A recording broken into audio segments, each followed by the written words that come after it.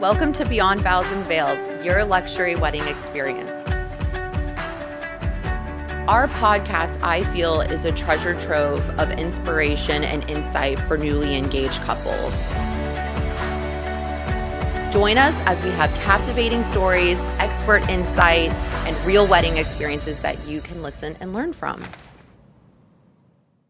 Hey everyone, welcome back to Beyond Vows and Veils. Thank you again for joining me each week to listen, learn, and discover more ways that you can make more informed decisions on your wedding planning journey. So for those of you that don't know me, I live in Lakeland and I have an office in Lakeland and I work from home sometimes also. And most of the podcast recordings that I've done have been at my home office, and that's probably where you recognize my wallpaper. Well, today I just needed to switch up the vibe. It felt like 1 year and I don't know why, but I just wanted to post up in my kitchen today and just kind of have a little bit more of a casual chat. Honestly, I'm just so grateful for the community that we have built so far. And I can't believe that literally it's already been a year. So I don't really have a rhyme or reason today's episode. This is really just me kind of sharing a little bit more about my team, offering a couple little highlights and just tips in general that I feel like are going to be supportive for you, because I chatted with Mercedes the other day, who does all of our PR, and we're really excited about the next lineup of guest speakers that we have. Like, honestly, the guest speakers I've already have been so fantastic, but I feel like we're kind of digging deep into what is going to really be an immersive experience for everybody and what's going to be really helpful on your planning journey, and hitting on maybe some topics that we also haven't talked about before. As always, I always like to really try to keep it very real and open and honest in these conversations. So if you have any things that you would love to hear about, like, definitely please submit to us. I know that I've gotten some DMs from people and some very funny messages from clients in terms of like their appreciation for certain topics being covered, and that was supportive for them. So whether you're new to our community or you've been listening since the beginning, welcome. And thank you again for participating. And I'm so grateful for you all. Please don't forget to subscribe to our channel. It means a lot to podcasters, which I think after a year of doing this, I can call myself a podcaster as well. It means a lot to us, right? Because this definitely endeavor, when I started this journey, I definitely had no clue on the amount of actual work that it took to keep a podcast going, be efficient with your schedule, be a little bit more disciplined, making sure you're, switching up your content and everything that goes into it. Anyone that knows a podcast knows like there's a lot that actually goes into it. So I tend to just be the type of person that like dives in and does something, and I tend to think about it more later in my personal life, not my professional life. Okay. Like my professional life, I obviously think about things a lot, and I Excel spreadsheet things a lot, and I project things a lot. But in my personal life, I'm just a doer. I've always been that way, where I just kind of like take something on, I do it, and I kind of just like make mistakes as I go. But I think that's just life, and you're just figuring it out. And that's just kind of what this podcast has been for me. So either way, I really hope that it's been enjoyable for you. So I feel like when I started the podcast, I was at this journey where I felt like I needed to lay all this foundational work out, meaning I wanted to start from the top. I wanted to talk to newly engaged couples about, you're engaged, now what? And for anyone that, again, is just joining our community, I feel like our episodes literally go in chronological order of how you would otherwise plan your event. Everything from you're engaged, now what, difficult family conversations to have, budgeting, figuring out where you're going to host your actual wedding, destination, pros and cons. I've had a plethora of incredible guest speakers in like all different vendor categories to talk about like things to think about when you're doing consultations, and like things to think about on site for the actual event date. So again, if you're just in the beginning of your planning journey, literally start the podcast from like episode 1. I feel like it's just so supportive. I mean, I definitely wish that information was available for me. I would say, even as like an aspiring wedding pro, like 12 years ago, that would have been really supportive. Just to even hear from someone who's like been seasoned, been in the industry for a while. So whatever your journey is, I feel like it's really supportive.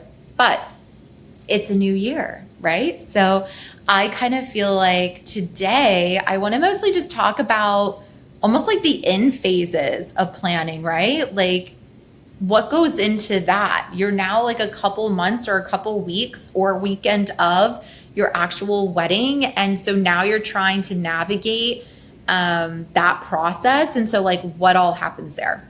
So first, I just want to say that if you are engaged or you're an engaged couple, I'm not sure, obviously most of our listeners are engaged couples, make sure that you're taking time to reconnect with your partner and be present with your partner, because the wedding weekend, what you've spent so many months planning and like late night phone calls and like all that goes into it, the wedding weekend itself goes by so fast. And I know that you probably hear that all the time.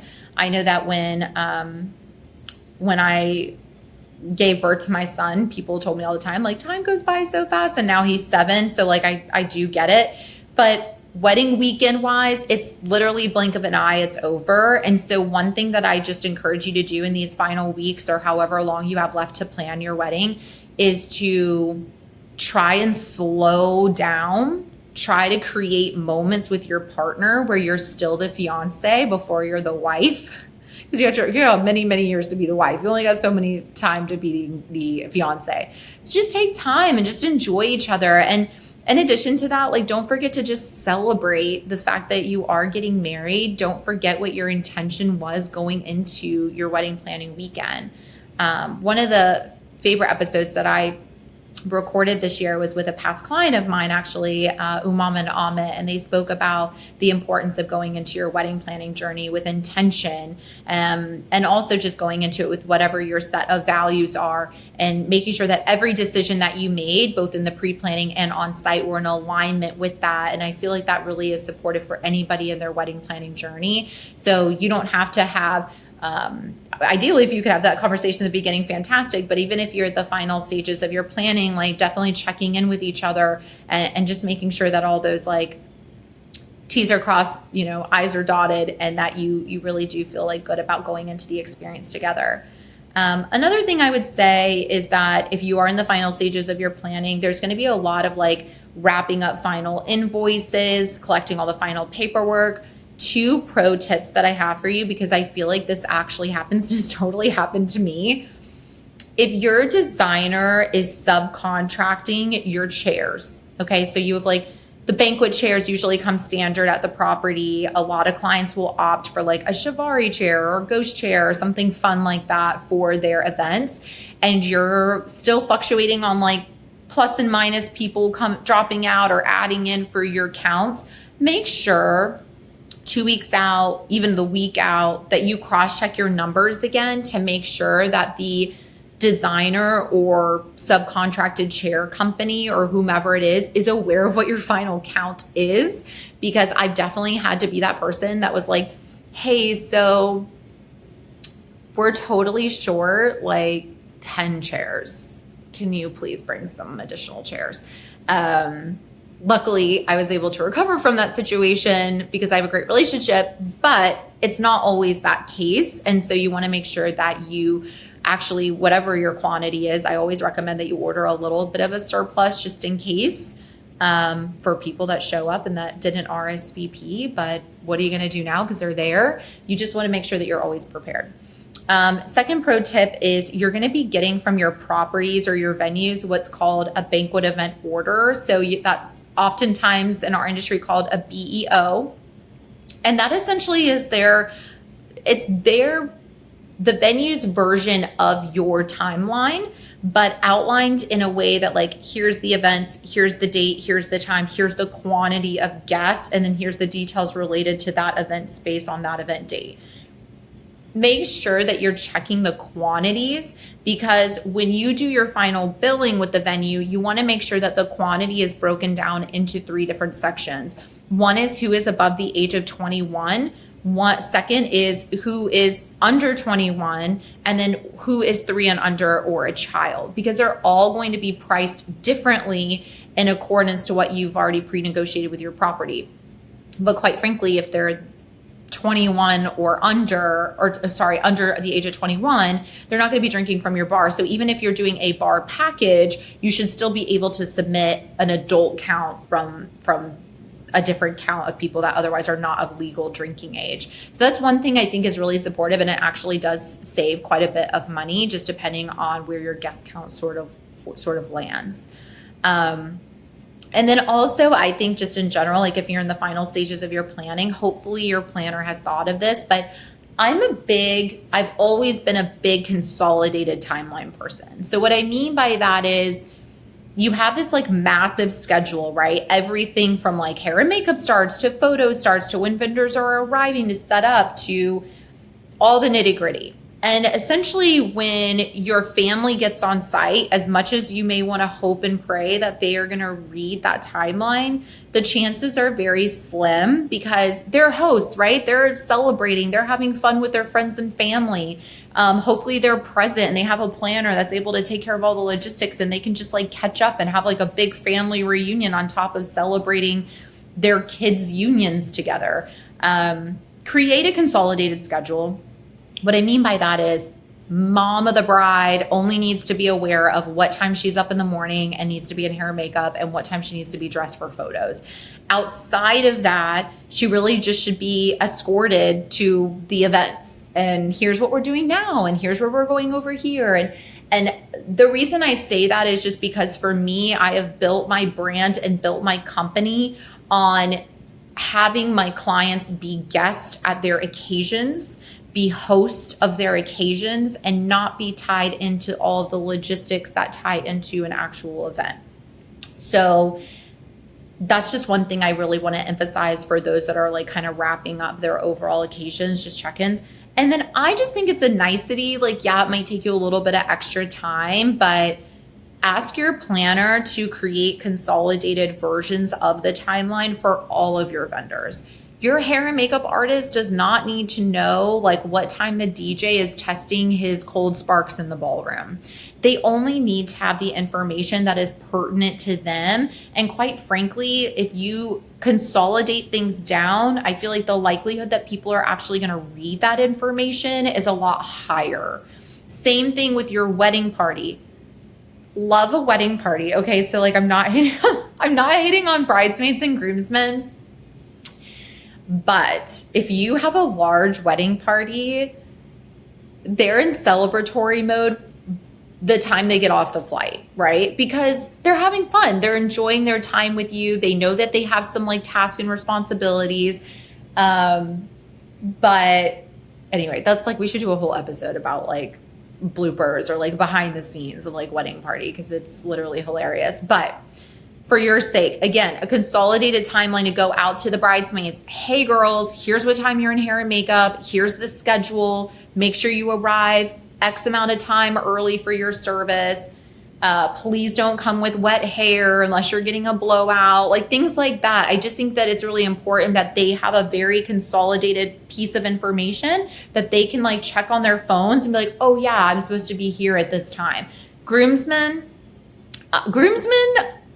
in my experience, don't even send them a schedule. I know that sounds really strange, but I still send them a schedule. But you should groomsmen literally just need a text per task. It's like, hi, we will be in photos at X time, or please meet us in the groom's room at X time. I literally will send it the night before because I know that they're partying, and then I'll send it again in the morning of, like praying that they'll be on time. But essentially, consolidating information as it pertains to the roles in which people are playing for the actual events, it just makes sense, right? Because nobody is going to read that 30-page Excel spreadsheet that is beautifully put together by your planner unless it's pertaining to them, right? So just throwing that out there as a potential suggestion.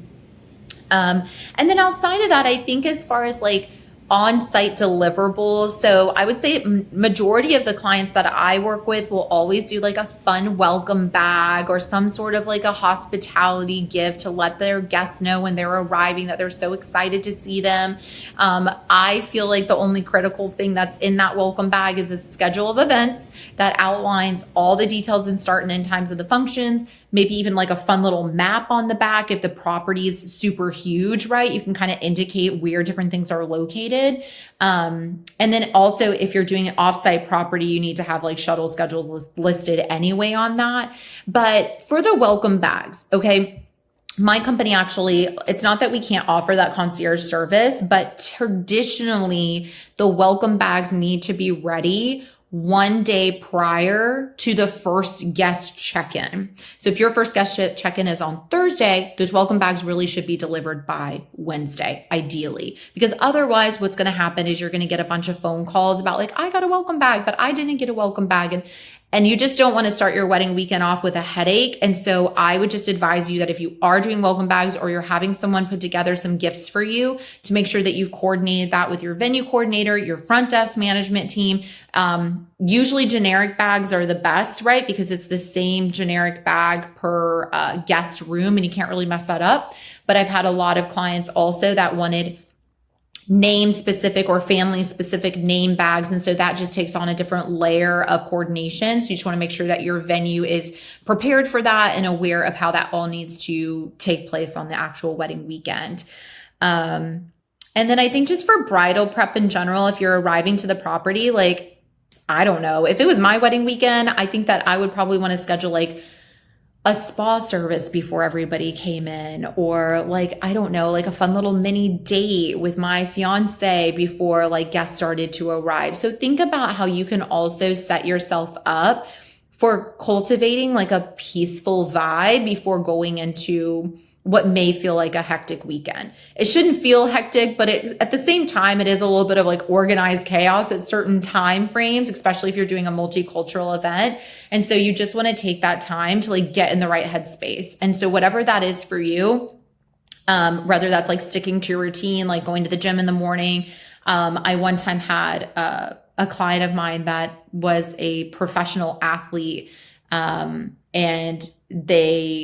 they would like, what did they do? I think that they would like did like mountain biking or something. But anyway, they literally woke up that morning and they stuck to their like workout routine or what have you. And so for me, or for them, excuse me, that really cultivated them to be like in a peaceful mindset because they just felt like they were just going into their day, but they were able to be a little bit more present. So if you find that to be supportive for you, just like maybe consider that. Another thing to maybe think about with wrapping up is just, I know it's not a fun topic, but contingency plans. So make sure that you've put somebody in charge of like checking the weather. Please don't check your weather like 2 weeks out because like, unless there's like a hurricane on the horizon, like you're really not going to know what the weather's going to be until you're like week of or a couple days out, especially in the state of Florida. So one of the things for consideration is just if you're obviously working with a planner, then they should pretty much already have those things slated out, a very clear indication of when that plan B would go into effect. So whether or not you're putting up a tent or you're moving everybody inside, but it's just something that you don't want to think about on your wedding day. And so I personally don't recommend couples be the person that makes the call. Maybe put somebody that you trust can make the call with your team on your behalf, and that you essentially can just wake up that morning and you're like, okay, I'm inside or outside. For my type A brides, I totally hear you. You're probably like, no, I want to know. I want to be in the process. I want to know. I want to be part of the conversation.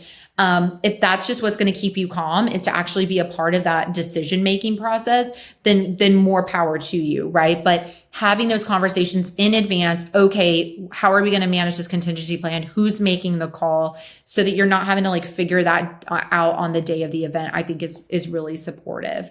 And then outside of that, I just would say like being present at your event, right? I mean, at the end of the day, when the event has actually started, like the wheels are in motion, this thing is happening. And so you've done everything that you can to plan it to the best of your abilities, to the best of your vendor's abilities. So you really have to just take a back seat, let your vendors do what they do. Hopefully at that point, you've been working with them for a significant amount of time that you can trust them to do that.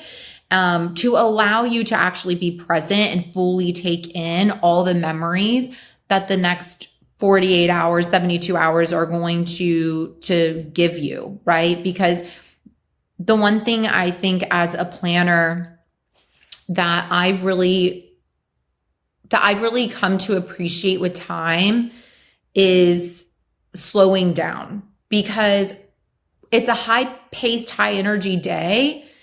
And at the same time, it's all about your perception. And so if your perception going into it is like, how are we going to cram everything? I have to get up so early. And am I going to have enough time for photos? And like, what if this happens? Or you can just go in saying, okay, I'm probably going to go to bed a little bit early. I'm not going to like close down my Sangate night and be partying with everyone till 11 o'clock. I'm going to choose to have someone tap me on the shoulder at 9 o'clock. I'm going to say my goodbyes to everyone. I'm going to get a good night's sleep, and I'm going to set myself up for success the next morning. I'm going to hydrate before I go to bed. I'm going to have all my clothes laid out, whatever it is. But essentially what I'm getting at is you want to just take that time to slow down. I kind of did that same thing for myself, where as a company owner, I don't really close my events anymore. And that was done with intention. So my intention was that when I'm on during the high logistic or more difficult details, if you will, of an event, like I need to be fully on. I need to be fully rested. I need to be fully present and available to make sure that I execute my job efficiently. And in order for me to do that, that doesn't necessarily mean that like maybe I'm not the one overseeing your hair and makeup at 2 o'clock in the morning. Maybe that's one of my key staff members that's making sure that hair and makeup is running on time. I'm then waking up and overseeing like the rest of the vendor load-ins or production management, or the gathering for the barad is taking place on time. Whatever it might be, every timeline's different. But I stopped closing events because what would happen was, let's say like when back in the old days where I was overseeing hair and makeup at 2 o'clock in the morning, and then I was still in the ballroom at midnight. I mean, you count the number of hours of sleep that I've had. It's just, you're not also as a professional able to be as present. And I really do love what I do. I really can't think of in a lifetime that I would be doing anything else other than what I'm doing.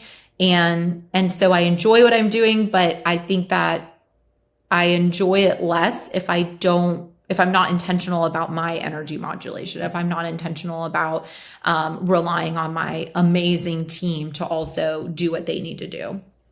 And so that's kind of been a pivot for me. So if I can do it, you can do it. For brides out there, like just know that like, even if you have FOMO and you don't want to miss out on everything, just allow yourself to know that like you have a multi-day event. You're going to be able to visit with people, but you also got to take care of yourself first and foremost, because it can definitely feel like a mini marathon for sure. So I hope that this episode has been supportive for you. Honestly, like I didn't really map it out this time. I kind of just wanted to be a little bit more casual and just gear up for this crazy busy season that we have ahead of us, and just really express my immense gratitude for those who do tune in and do support our channel. It just means so much to me. And I really, again, I love what I do. So I love to talk about it. I love to talk to other pros who are passionate in their industry about it.